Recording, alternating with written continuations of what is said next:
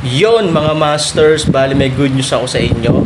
Bali, 8 videos araw-araw ang i-upload ko sa aking YouTube channel. Bali, 4 sa umaga at 4 sa gabi. Maraming salamat sa solid nyong suporta sa akin mga masters. At sa mga hindi nag-i-skip, maraming salamat sa inyo. Inuulit ko mga masters, 8 videos araw-araw na ang i-upload ko sa aking channel. Maraming salamat sa inyo mga masters. Magandang gabi mga masters, bali ngayon po ay 8 videos po ma-upload ko po sa aking YouTube channel. Tama nga mga masters, 8 videos nga po ma-upload ko. Yon, what's up mga masters? Nandito na naman tayo sa panibagong araw, panibagong kabanata na naman ang pagsasama-samahan natin ngayon guys.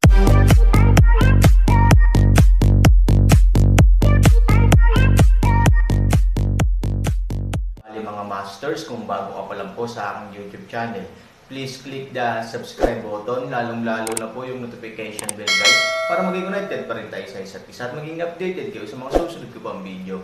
Bali mga masters, bago natin umpisahan ng kwento ay mag-shoutout po muna tayo para sa mga solid nating tagapakinig. Yun na nga mga masters, no? Bali hindi na ito patagalin. In 3, 2, 1, let's go! Mga master, 8 video na ang mapapakinggan nyo everyday, 4 sa umaga at 4 sa gabi. Salamat mga master. Well, hindi ko man lang may kumpara sa kasalukuyan. Paano ang hinaharap? Ang alam ko lang ay ang punong guro mismo ang dumating upang makipagkita kay Chen Shuang sa labas ng bulwagan. Walang sino man ang nagkaroon ng ganitong uri ng pamantayan sa nakalipas na 100 taon. Tingnan ang punong guro ay lumabas, 2 pik matanda agad ngumiti paraan. Mas masama ang hitsura ni Elder Shofeng kapag sinabi niya ito. Tama si Elder Erfeng. Malugod na tinatanggap ang pinuno ng nihilismo sa labas ng bulwagan. Maliban na lang kung nahaharap siya sa isang napakahalagang VIP, tulad ng pinuno ng 3 pamilya, hindi niya ito tatangkilikin, lalo pa ang kanyang mga alagad. Sa pagkakataong ito, talagang nakakuha ng sapat na eyeball si Qin Shuang. Zulaur, huwag kang magkunwaring tigre. Hindi ka maaaring maging likas na alagad ni Erfeng. Bakit? Dilaan mo na ba si Feng? Nang marinig ito, nagmamadali si Elder Erfeng, na hanggang puso lang, dahil totoo ang sinabi niya. Sa rurok ng nihilismo, ang unang rurok, ang ika-4 na taluktok at ang ika-7 taluktok ay ang pinaka-nakasisilaw. Pagkatapos ay nagsara ang ika-7 taluktok, at gusto ng pangalawang taluktok si Ye Gacheng. Ngunit sa huli, naakit siya ng mga alagad ng unang rurok. Sa ngayon, ang unang pick ay nagpakita ng higit pang mga bituin, at ang pangalawang tuktok ay walang hinaharap. Sa makatuwid, sa pribado, dinadala ni Erfeng ang kaibigan ng kaaway hanggang sa dulo at patuloy na nakikipagkaibigan kay Feng sa lahat ng oras. Ngayon ang kapalaran ni Chen Shuang ay biglang tumaas. Natural, kailangan niyang purihin at maliitin si Shofeng. Ngunit sa hindi inaasahan, ang unang tugatog ay isang salita na diretso sa puso. Hindi pa nagsasalita si Lin Mengzi. Kung ikukumpara sa ibang mga elder, wala siyang pakialam kung gaano kahusay si Chen Shuang ngayon. Ang mas ikinatuwa niya ay ang muling pagkabuhay mula sa mga patay ni Chen Shuang. Ang mas inaalala niya ay si Chen Shuang ay nasugatan din ng hari ng mga hayop. Hindi ko alam kung ano ang nangyari kay Chen Shuang. Sa oras na ito, ang isang piraso ng mapalad na ulap sa di kalayuan ay dahan-daang lumapit sa gilid na ito. Bumalik na si Uncle Jia Yuan. Maya-maya, tumawag ang isang alagad. Kasabay nito, ang buong mga alagad ng nihilismo ay mabilis na naghiwalay. Nang tumira ang mga mapalad na ulap at dinala ni Wu Yan si Chen Shuang sa pangunahing bulwagan, kumukulo na ang mga disipulo. Magaling si Kuya Marshal Sister Chen Shuang. Elder Marshal Sister Chen Shuang, ikaw ay isang modelo ng ating henerasyon. Nalagpasan mo ang ipinagbabawal na lugar ng kamatayan. Magaling, nakakatandang Marshal Sister na si Chen Shuang. Sa harap ng pagbati ng lahat ng mga disipulo, hindi masaya si Chen Shuang. Ang kanyang mga mata ay patuloy na naghahanap ng Aaron. Dahil alam niya na ang mga kaluwalhatian at highlight na ito ay dapat na pagmamay-ari ng Aaron, hindi sa kanyang sarili. Kung wala siya, kung siya ay makakabalik o hindi sa oras na ito ay isang malaking hindi alam. Paano pa siya natutuwa sa papuri at papuri dito? Ngunit itinulak siya ni Aaron, at itinulak ang lahat ng mga benepisyo sa kanya, hindi niya magawang tanggapin iyon. Bagaman, Alam niya na kung ang kanyang karakter ay nasa nakaraan, gaano man karaming dahilan at palusot ang mayroon siya, hindi siya papayag sa mga bagay na ito. Frost, bumalik ka na. Sa oras na ito, ang pinuno ay lumakad na may ngiti, at ang ipinagbabawal na lugar ng mga patay ay nawasak. Natural, tuwang-tuwa din siya. Pagkatapos ng lahat, hindi lamang nito nalutas ang isang maligalig na kaganapan ng nihilismo, ngunit ipinahiwatig din ang potensyal ni Qin Shuang na yugyugan ang mga ninuno. Nakilala ko na si Master. Magalang na sumaludo si Qin Shuang. Mabilis na binuhat ng punong guro si Qin Shuang. Nasasaktan ka. Ang mga bulgar na ritual na ito ay hindi kasama. Halika at manood ng tsaa sa loob ng bulwagan at magbigay ng upuan. Sa pamamagitan nito, masaya ang punong guro na dalhin si Qin Shuang ng dahan-dahan sa inner hall. Nagkagulo ang mga alagad, at nakita ng panloob na bulwagan ang tsaa at binigyan sila ng mga upuan. Ito ay isang pagtrato na hindi mapanaginipan ng mga alagad, dahil maging ang mga alagad na pumasok sa templo ay pumapasok at lumabas lamang upang sumunod sa pinuno. Paano pa sila binigyan ng pinuno ng mga upuan ng tsaa? Humihingi si Elder Erfeng kay Elder Shofeng ng may pagmamalaki. Si Qin Shuang ay kanyang disipulo. Malungkot ang mukha ni Elder Shofeng. Nanguna siya sa pagtulak sa dalawang matanda at sinundan sila patungo sa inner hall. Nang makita ito ng ibang matatanda, agad silang nagtulak-tulak sa isa't isa. Sa oras na ito, si Qin Shuang ay inayos ng pinuno sa kanyang kanang kamay, at nagtimpla ng isang palayok ng masarap na Guilin green tea. Ang tsaang ito ay ang superior tea ng nihilism. Ito ay hindi lamang matamis at masarap, ngunit mayroon ding mga espesyal na epekto sa pagpapagaling. Maaari nitong mapahusay ang daloy ng enerhiya ng mga meridian. Ito ay isang magandang gamot na pampalakas para sa paglilinang. Ang bagay na ito, ang pinuno ay karaniwang nag-aatubili na uminom ng kaunti, ngunit ngayon ay binigyan niya si Qin Shuang ng isang palayok nito. Nainggit siya sa iba. Maupo kayong lahat. Humalaklak ang punong guro, puno ng kaligayahan at kagalakan ang kanyang mukha.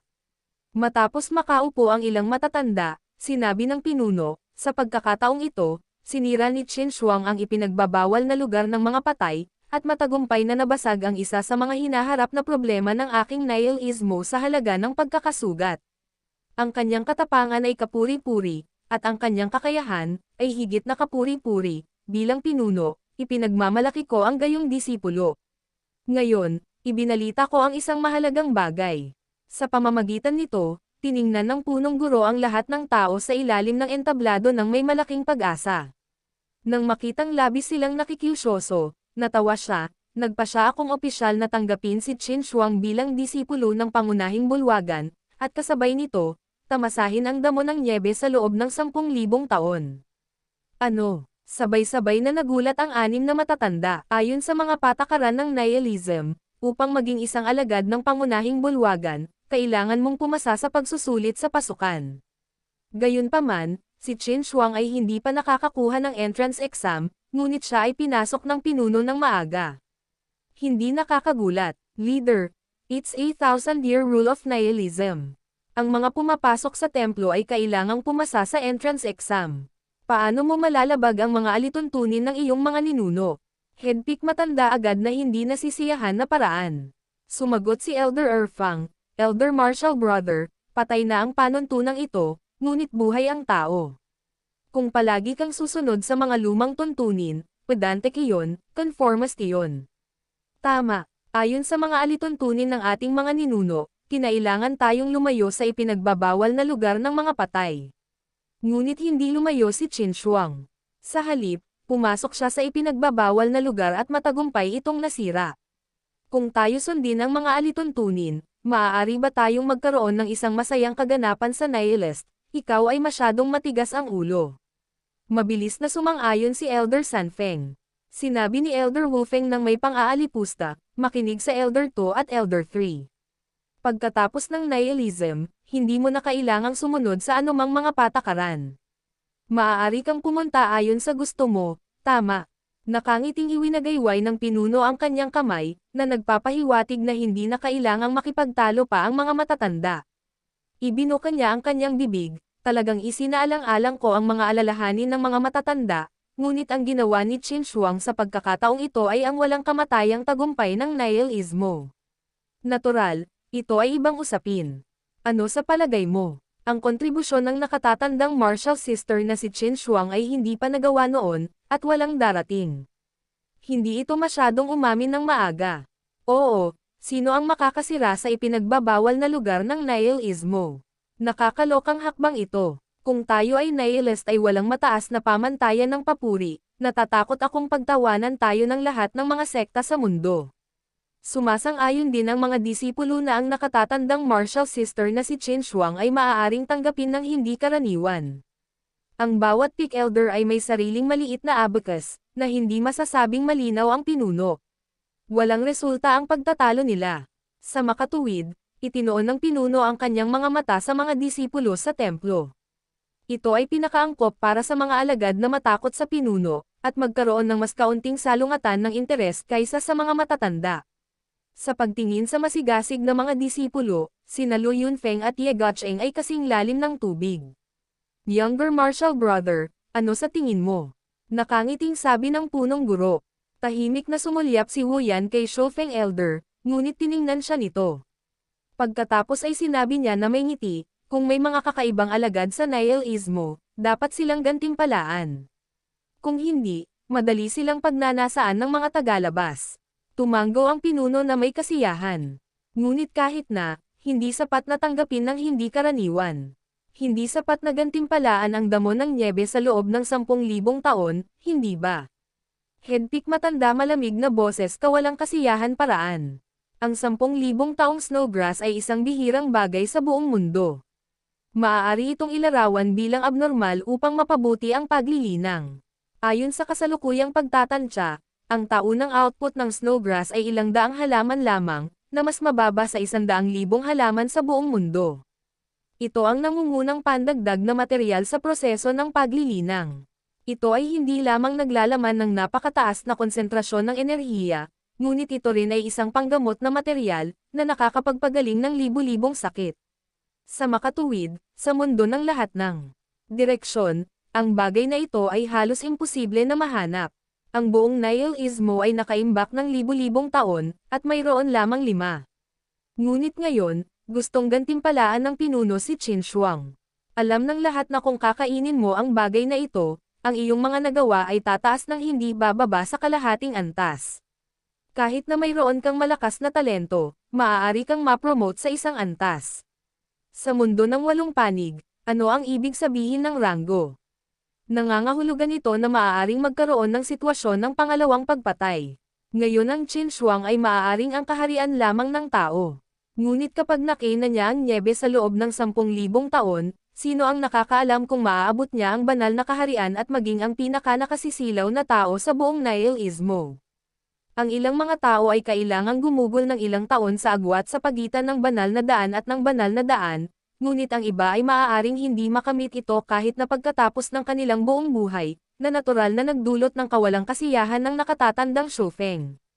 Maging ang mga mag-aaral na pumayag na lamang na matanggap ng hindi karaniwan ay hindi nasisiyahan sa oras na ito. Ang mga disipulong papasok sa templo ay susuriin minsan sa bawat 3 taon, at lahat ay magkakaroon ng pagkakataon. Gayunpaman, kakain sila ng mas mababa sa isa, na makakaapekto sa kanilang mahahalagang interes. Ang pangalawang matanda, na palaging tumutulong, ay tahimik. Napakataas talaga ng reward standard ng 10,000 taong gulang na snowgrass. Kahit na ang mga matatandang ito ay hindi kwalipikadong hawakan ito. Ngayon ay kailangan nilang ibigay ito sa isang alagad, at hindi sila masaya.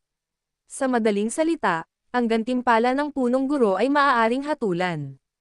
Itinuturing niya si Qin Shuang bilang magiging punong guro ng nihilismo. Elder Martial Brother, ang 10,000 taong gulang na snowgrass ay palaging isa sa mga magiging pinuno natin. Si Qin Shuang ay isang disipulo lamang ngayon. Masyado ka bang nagmamadali para ibigay ito sa kanya ng napakaaga? Bamulong din si Elder Wu Yan sa oras na ito. Nakangiting sinabi ng pinuno, na pagpasyahan ko na ang bagay na ito. Si Qin Shuang ay sinaktan ng hari ng mga hayop upang sirain ang pagbabawal. Gagantimpalaan ko lamang ang 10,000 taong gulang na damo ng nyebe para sa kanyang pagpapagaling. Kung hindi, Makakaapekto ito sa kanyang susunod na paglilinang, dahil sa kanyang kagalang-galang na serbisyo, sa tingin mo ito ay makatarungan. Nang marinig ito, may ibang gustong sabihin si Elder Shofeng, ngunit umiwas ng tingin si Elder Wuyan. Kung ganoon, susundin ko ang ayos ni Kuya Marshall, mahinang sabi ni Wuyan.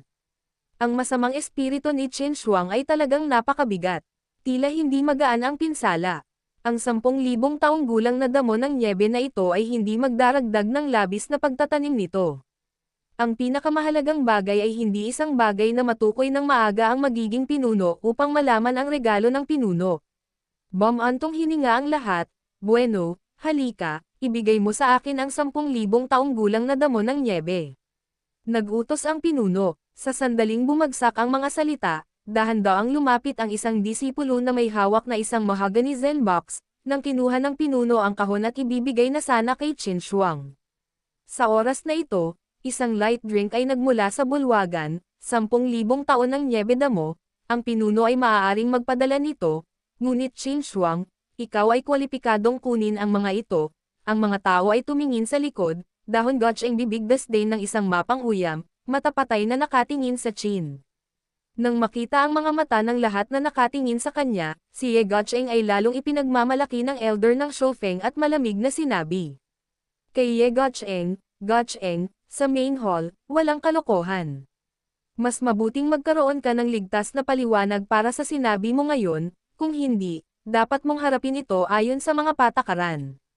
Tumanggo si Ye Gotcheng at nagbigay ng saludo habang nakadikip ang mga kamay, sabihin mo sa guro, pinuno, iniisip ng disipulo na hindi karapat-dapat si Qin Shuang na tamasahin ang gantimpala ng 10,000 taong gulang na snow curd, at hindi karapat-dapat na pumasok sa mga disipulo ng maaga, dahil para siyang ginto at jade.